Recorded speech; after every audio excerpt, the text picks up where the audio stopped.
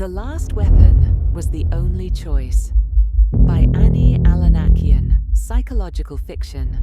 The dead-end street terminated at two small, twin houses huddled together.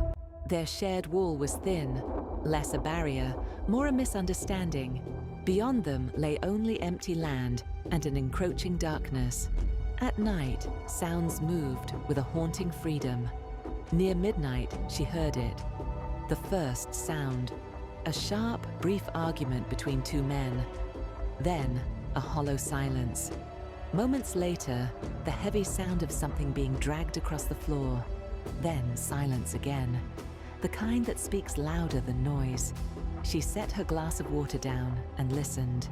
As a woman of discipline who had built her life on order and control, she knew that silence was her territory. But some sounds defy logic. A metallic clink echoed, unmistakable.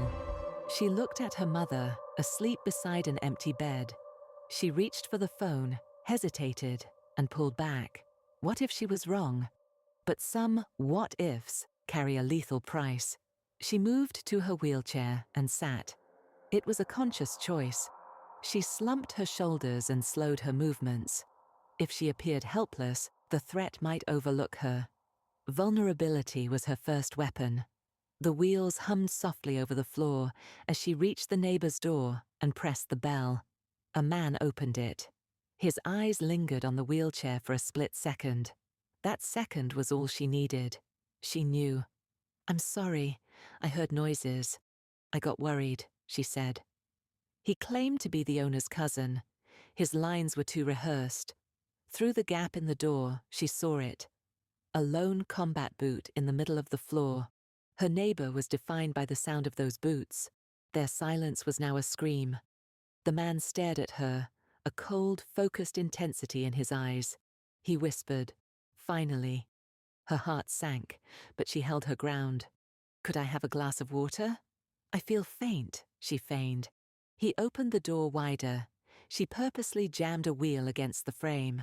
As he leaned in, the air turned thick with the smell of metal. She glimpsed the bathroom.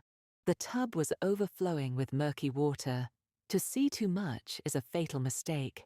When he returned, she noticed his hands, scarred, jagged, old wounds. "You have a calming presence," he said. Suddenly, he lunged. She let her body go limp, allowing her weight to drop. This was not surrender. It was the ultimate form of control. He threw her onto a bed and gagged her. "You shouldn't have come here," he hissed.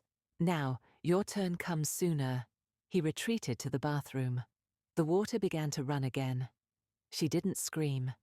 She counted her breaths, just as she had done for years by her mother's bedside. Then she stood up. She was healthy. She was capable. And she had chosen exactly when to reveal it. Quietly, she dialed 911 and left the line open. Her eyes locked onto a heavy metal object. She crept toward the hallway, a shadow among shadows. The man felt the weight of her gaze and turned. But the blow landed before he could comprehend the ghost standing before him. Later, the rhythmic pulse of police lights flickered against the shared wall. She sat in her wheelchair again. This time, her tremors were real.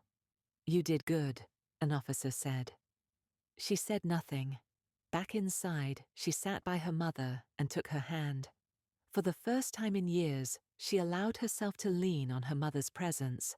That night, she learned the most important lesson of her life. She knew how to hold on, but she finally learned when to let go. She turned off the light. The house was silent. So silent that she feared if a sound ever came again, it wouldn't be coming from behind the wall. The end.